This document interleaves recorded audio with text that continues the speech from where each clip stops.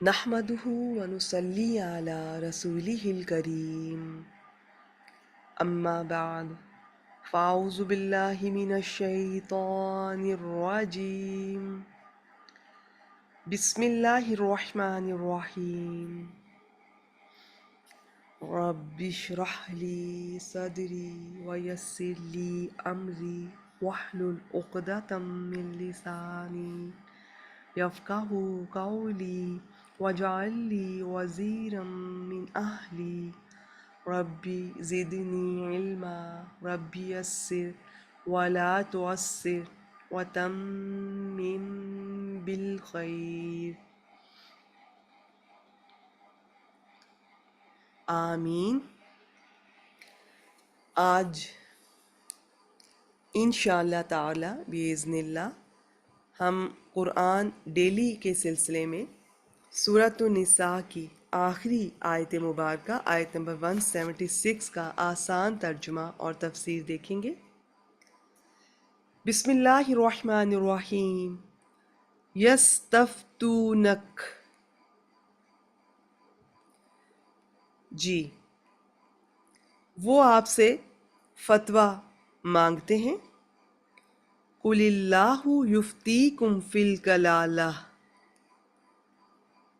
کہہ دیجئے اللہ تمہیں کلالہ کے بارے میں فتویٰ دیتا ہے. ان امرؤ ہلک لیس لہ ولد ولہ اخت فلہا نصف ما ترک، اگر کوئی آدمی مر جائے جس کی کوئی اولاد نہ ہو اور اس کی ایک بہن ہو تو اس کے لیے اس کا نصف ہے جو اس نے چھوڑا. کیا اختن بہن، اولاد نہیں ہے بہن ہے تو اس بہن کے لیے، یہ جو ہا کی ضمیر ہے نا واحد مؤنث غائب کی ہے، بہن کی طرف لوٹ رہی ہے. ضمیر وہ لفظ ہوتا ہے جو کسی کے نام کی جگہ آتا ہے. 3 طرح کے ضمائر ہوتے ہیں، یہ غائب کے ضمائر میں سے ہے. وَهُوَ يَرِثُهَا إِن لَّمْ يَكُن لَّهَا وَلَدٌ، وَهُوَ، اب ہوا واحد مذکر غائب کی ضمیر ہے اور وہ خود اس بہن کا وارث ہوگا اگر اس بہن کی کوئی اولاد نہ ہو.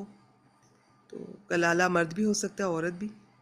فَإِن كَانَتَا اثْنَتَيْنِ فَلَهُمَا الثُّلُثَانِ مِمَّا تَرَكَ، پھر اگر وہ 2 بہنیں ہوں تو ان کے لیے اس میں سے 2/3 ہوگا. وَإِن كَانُوا إِخْوَةً رِجَالًا وَنِسَاءً فَلِلذَّكَرِ مِثْلُ حَظِّ الْأُنثَيَيْنِ. اب ایک اور آپشن، اور اگر وہ کئی بھائی بہن مرد اور عورتیں ہوں تو مرد کے لیے 2 عورتوں کے حصے کے برابر ہوگا. یبین اللہ لکم ان تدلوا، اللہ تمہارے لیے کھول کر بیان کرتا ہے کہ تم گمراہ نہ ہو جاؤ. واللہ بکل شیء علیم، اور اللہ ہر چیز کا خوب خوب جاننے والا ہے. سورت کی ابتدا تقوی کے حکم کے بعد اموال کے احکام سے ہوئی تھی. اب آخر بھی انہی احکام کے ساتھ، کہ آخر میں انہی احکام کے ساتھ سورت کا اختتام ہو رہا ہے. اس کے بارے میں ایک حدیث مبارکہ میں آپ سے شیئر کرتی ہوں. حضرت جابر بن عبداللہ رضی اللہ تعالیٰ عنہ بیان کرتے ہیں کہ رسول اللہ صلی اللہ علیہ وآلہ وسلم میرے پاس تشریف لائے تو میں اس وقت بیمار اور بے ہوش تھا. آپ صلی اللہ علیہ وآلہ وسلم نے وضو کیا، پھر وضو کے بچے ہوئے پانی سے مجھ پر چھینٹے مارے، فرمایا اس پر چھینٹے مارو، جس سے مجھے ہوش آ گیا. میں نے عرض کی، یعنی کہ اس حدیث میں ہے کہ خود چھینٹے مارے یا فرمایا اس پر چھینٹے مارو جس سے مجھے ہوش آ گیا. میں نے عرض کی کہ میں کلالہ ہوں، میری میراث کیسے تقسیم ہوگی؟ تو اس پر یہ آیت نازل ہوئی. صحیح بخاری 5676، صحیح مسلم 1616. تو اب یہ کہ اس کی کوئی اولاد نہیں اور اس کی ایک بہن. اچھا، بعض نے اس سے یہ بھی کہا کہ جی کلالہ کہ جس کی اولاد نہ ہو خواہ اس کا باپ زندہ ہی ہو. یہ صحیح نہیں ہے. صحیح معنی وہی ہے جو پہلے گزرا، یعنی کلالہ اس مرنے والے کو کہا جاتا ہے جس کا نہ اوپر کی طرف کوئی ہو نہ نیچے سے کوئی ہو، یعنی کہ نہ باپ ہو نہ دادا، اور اولاد بھی نہ ہو، نہ اپنے بچے نہ آگے سے کوئی پوتے، کیونکہ باپ کی موجودگی میں بہن تو وارث ہو ہی نہیں سکتی. باپ بیچ میں آتا ہے پھر جو وراثت کے احکامات ہیں. لیکن یہاں اللہ تعالیٰ فرما رہے ہیں کہ اگر اس کی بہن ہو تو اس کے نصف مال کی وارث ہوگی، جس سے صاف معلوم ہوتا ہے کہ کلالہ وہ ہے کہ اولاد نہ ہونے کے ساتھ ساتھ باپ دادا بھی نہ ہوں. یوں اولاد کی نفی تو الفاظ سے واضح ثابت ہوگی، اور باپ کی نفی کے یہ اشارے سے ثابت ہوگی. اچھا اب دیکھیے، آپ لوگوں نے اگر یہ پراپر اس سورہ کا مطالعہ کیا ہو، کم از کم ویسے سنی ہو پڑھی ہو، تو آپ کو یاد ہوگا ایسی آیت کریمہ پیچھے بھی ایک گزری ہے. اگر آپ کو اس کے احکامات نہیں بھی یاد، تھوڑا بہت بھی اندازہ ہو، تو آپ سوچیں گے کہ پھر دوبارہ سے کیوں آ گئی. اس کا میں ابھی آپ سے ذکر کرتی ہوں کہ یہ حکم تو کلالہ کا ہی ہے، لیکن فرق ہے. ابھی دیکھتے ہیں انشاءاللہ تعالیٰ. اس سے پہلے میں اولاد سے کیا مراد ہے. اولاد سے مراد بیٹا، بیٹی اور بیٹے کی اولاد، یہ سب اس میں آتے ہیں. اور بہن سے مراد سگی بھی ہو سکتی ہے، اللاتی، یعنی باپ ایک ہے. تو اس سے پہلے میں آپ سے تھوڑا سا یہ شیئر کرنا چاہوں گی کہ جو اولاد ہوتی ہے نا، وہ 3 قسم کی ہوتی ہے. ایک ہوتی ہے عینی یا حقیقی، یا جنہیں سگے بہن بھائی کہا جاتا ہے، ان کے ماں اور باپ ایک ہی ہیں. نمبر 2 عین سے اللاتی یا ستیلے، جن کا باپ ایک ہو مائیں الگ ہوں. نمبر 3 اخیافی یا ماں جائے، جن کی ماں ایک ہو باپ الگ ہوں. تو اسی سورہ کی آیت نمبر 12 میں جو کلالہ کی میراث کے احکام بیان ہوئے تھے، وہ اخیافی بہن بھائیوں سے تعلق رکھتے تھے جن کی ماں ایک تھی. اور جو اب یہاں ہو رہے ہیں یہ حقیقی یا ستیلے بہن بھائیوں سے تعلق رکھتے ہیں. اس میں کیا ہے؟ اس میں باپ ایک ہے، اسے اللاتی کہتے ہیں. تو یہاں سگی بہن یا اللاتی بہن ہے، کیونکہ اخیافی بہن جو ماں کی طرف سے، ان کی ماں ایک ہو، ماں کی طرف سے، اس کا حکم گزر چکا. میں آپ سے یہی کہوں گی کہ بہتر ہے کہ آپ اس آیت کریمہ کے ساتھ آیت نمبر جو 12 گزری ہے اسے بھی سامنے رکھ لیجئے گا، اور کچھ نہیں تو کچھ نہ کچھ تو کلیئر ہوگا انشاءاللہ تعالیٰ. پھر ان کے حصے کس طرح سے ہیں. اب آپ یہ دیکھیے آج کے حصے، آپ کو لگے گا یہ تو کچھ جانے پہچانے سے لگ رہے ہیں، کیونکہ باپ کے بعد جو وراثت ملتی ہے اس میں اسی طرح کا معاملات کچھ سامنے آتا ہے. ولد کا لفظ بیٹا بیٹی دونوں پر بولا جاتا ہے. اس بنا پر بعض نے کہا کہ بیٹی ہونے کی صورت میں بہن محروم رہے گی، مگر صحیح بخاری 6741 میں معاذ رضی اللہ تعالیٰ عنہ کا فیصلہ کہ اگر ایک شخص فوت ہو جائے اور اس کے ورثہ میں صرف بیٹی اور بہن ہے تو بیٹی کو نصف، باقی بہن کو دے دیا جائے گا. اور بخاری ہی میں ابن مسعود رضی اللہ تعالیٰ عنہ نے رسول اللہ صلی اللہ علیہ وسلم سے نقل کیا ہے کہ آپ صلی اللہ علیہ وسلم نے مرنے والے کی ایک بہن، ایک بیٹی اور ایک پوتی کے بارے میں فیصلہ فرمایا کہ بیٹی کے لیے نصف ہے، پوتی کے لیے چھٹا حصہ، تاکہ 2 ثلث پورے ہو جائیں، اور جو باقی بچے گا بہن کے لیے ہے. صحیح بخاری 6736. اچھا یہ آپ پریشان نہ ہوں، یہ جو علم المیراث ہے، علم الفرائض، یہ اتنا وسیع ہے کہ یہ ہم اسے چند آیات میں، یہ اللہ تعالیٰ کا آپ کہہ لیں کہ سبحان اللہ، اللہ کی تعریف ہے کہ ان چند آیات میں اللہ تعالیٰ نے بہت کچھ شیئر کر دیا. لیکن ہم جیسے اسٹوڈنٹس کے لیے ان کو سمجھ کر وہ سارے مسائل نکالنا، وہ سوالات نکالنا، پھر ان کے جوابات نکالنا، نہیں، وہ ہمارے لیے پاسبل نہیں ہے. یہ پورا علم ہے، پوری محنت کی جاتی ہے، کورسز کیے جاتے ہیں.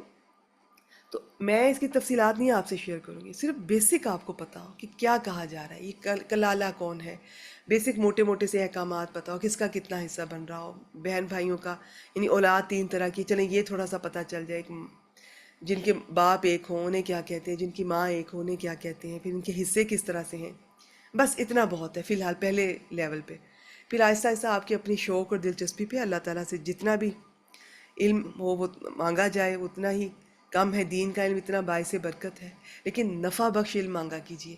میں ہمیشہ اپنے اسٹوڈنٹ سے کہتی ہوں کہ دعا کیا کرے اللہ تعالیٰ ہمیں نفع بخش علم دے، وہ علم جس سے آپ کی مخلوق کو فائدہ پہنچے، وہ علم اللہ تعالیٰ جس سے آپ ہم سے راضی ہو جائیں. اچھا جی، اب آگے دیکھتے ہیں یہی حکم دو یا دو سے زیادہ بہنوں کا ہے. پہلے ہم نے کیا دیکھا کہ ایک شخص فوت ہو جائے، اس کے ورثہ میں صرف بیٹی اور بہن ہے، تو بیٹی کو نصف اور باقی بہن کو دے دیا جائے گا. اچھا، اب دو یا دو سے زیادہ بہنیں ہیں، انہیں بھی دو ثلث ہی ملے گا. اور کلالہ کی بات ہو رہی ہے، میں واپس اس پر آ رہی ہوں. کلالہ کی اب اگر دو بہنیں ہیں تو پھر انہیں 2/3، اور اگر کلالہ کے وارث بھائی اور بہن دونوں ہیں تو وہی ملے گا جیسے مرد کو دو عورتوں کے برابر، جس طرح ہم پیچھے سے یہ وراثت کو دیکھ کر آئے. یبین اللہ لکم ان تضلوا، یعنی اللہ تعالیٰ نے میراث کے یہ حصے خود واضح فرمائے ہیں. کیوں؟ اس لیے کہ اگر یہ تم پر چھوڑ دیے جاتے تم کبھی بھی صحیح فیصلہ نہیں کر سکتے، کیونکہ تمہیں ہر بات کا علم نہیں ہے، جبکہ اللہ تعالیٰ کو ہر بات کا علم ہے، خوب علم ہے، اس لیے اس کے فیصلے میں کبھی غلطی نہیں ہو سکتی. تو یہ تھے آج کے.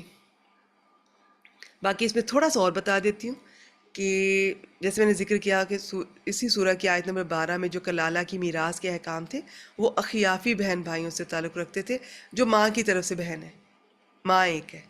اب جو ہے یہ یا تو سگے ہیں یا پھر جو باپ کی طرف سے، باپ ایک ہے، باپ کی طرف سے بہن بھائی. اکیلی ایک بہن بھی ہو سکتی ہے، دو یا دو سے زیادہ بہنیں بھی ہو سکتی ہیں، اور بہن بھائی دونوں بھی ہو سکتے ہیں. یہ ساری صورتحال سامنے آ گئی. کلالہ کی میراث کی تقسیم میں دو باتوں کو ملحوظ رکھنا ضروری ہے. ایک یہ کہ اگر کلالہ کی حقیقی بہن بھائی بھی موجود ہوں اور ستیلے بھی، تو حقیقی بہن بھائیوں کی موجودگی میں ستیلے محروم رہیں گے، اور اگر حقیقی نہ ہوں تو پھر ستیلوں میں جائیداد تقسیم ہوگی. دوسرے یہ کہ کلالہ کے بہن بھائیوں میں تقسیم میں میراث کی بالکل وہی صورت ہے جو اولاد کی صورت میں تقسیم ہوتی ہے، یعنی کہ اگر صرف ایک بہن ہو تو آدھا ملے گا، دو ہوں یا دو سے زیادہ ہوں تو 2/3 ملے گا. اگر صرف ایک بھائی ہو تو تمام ترکے کا واحد وارث ہوگا، اور بہن بھائی ملے جلے ہوں تو ان میں سے ہر مرد کو 2 حصے اور ہر عورت کو 1 حصہ ملے گا. تو کلالہ اس مرد یا عورت کو کہتے ہیں جس کی نہ تو اولاد ہو نہ ماں باپ، بلکہ آبا کی جانب میں کوئی رشتہ دار موجود نہ ہو. اچھا، اب کلالہ کی بھی 2 صورتیں ہیں. ایک یہ کہ عورت ہو اور اس کا خامند بھی موجود نہ ہو، یا مرد ہو، یعنی کہ عورت کلالہ لیکن شوہر نہیں ہے، مرد کلالہ مگر اس کی بیوی نہیں ہے. دوسرا یہ کہ دونوں موجود ہیں، اگر عورت ہے تو اس کا شوہر موجود ہے، اور یعنی کہ یہ کہ میت مرد ہو اور اس کی بیوی موجود ہو، یا میت عورت ہو تو اس کا خامند موجود ہو. تو ان کی پھر ترتیب وہ بدل جاتی ہے ساری، جو ان کا جو حساب ہے ان سب کے اپنے اپنے حصے ہوتے ہیں. اب میں اس تفصیل میں جانا نہیں چاہ رہی، میں آپ کو الجھانا نہیں چاہ رہی، بس اتنا ہی آج کے لیے. جتنا میں نے آپ سے شیئر کیا یہ کافی ہے. مین باتیں جو میں نے موٹی موٹی آپ سے کہا ہے کہ وہ آپ کو بس پتہ ہوں. فی الحال پہلے لیول پہ پہلی بار اگر آپ کر رہے ہیں آپ اسکرین شاٹ لے سکتے ہیں. جی، ترجمہ دیکھتے ہیں. اب دیکھیے گا، وہ آپ سے فتویٰ مانگتے ہیں. صحابہ کرام کا یہ تھا کہ اس بارے میں کوئی کنفیوژن ہوتی تھی تو کلالہ کی میراث کی تقسیم کے بعض پہلوؤں میں جو پریشانی انہیں ہوئی اس کا حل اللہ تعالیٰ نے بتا دیا کہ اب تمہیں پریشان ہونے کی ضرورت نہیں. اس سے یہ بھی معلوم ہوتا ہے کہ جب صحابہ کرام رضوان اللہ علیہم اجمعین آپ صلی اللہ علیہ وسلم سے کوئی مسئلہ پوچھتے تو آپ از خود اس کا جواب دینے کے بجائے وحی الہی کا انتظار کرتے رہتے. تو وہ آپ سے فتویٰ مانگتے ہیں، کہہ دیجیے اللہ تمہیں کلالہ کے بارے میں فتویٰ دیتا ہے. اگر کوئی آدمی مر جائے جس کی کوئی اولاد نہ ہو، اور ڈیفینیٹلی اس کا ہم نے ذکر کیا اوپر بھی کوئی نہ ہو، اور اس کی ایک بہن ہو تو اس کے لیے اس کا نصف ہے بہن کے لیے جو اس نے چھوڑا، اور وہ خود اس بہن کا وارث ہوگا. ٹھیک ہو گیا جی. اگر اس بہن کی کوئی اولاد نہ ہو اس صورت میں، پھر اگر وہ 2 بہنیں ہوں کلالہ مرد کی، ان کے لیے اس میں سے 2/3 ہوگا جو اس نے چھوڑا، اور اگر وہ کئی بہن بھائی مرد اور عورتیں ہیں تو مرد کے لیے 2 عورتوں کے حصے کے برابر ہوگا. یہ سارا وہی ہے جو باپ کی وراثت میں سے، کیونکہ یہ اللاتی بہن بھائی ہیں، یا سگے یا اللاتی جن میں باپ ایک ہے. سگے میں تو ماں باپ دونوں ایک ہی ہوں گے، اللاتی میں باپ ایک ہوگا، اخیافی میں ماں ایک ہوگی، باپ مختلف ہوں گے. اللہ تمہارے لیے کھول کے بیان کرتا ہے کہ تم گمراہ نہ ہو جاؤ، اور اللہ ہر چیز کو خوب جاننے والا ہے. وآخر دعوانا الحمد للہ رب العالمین.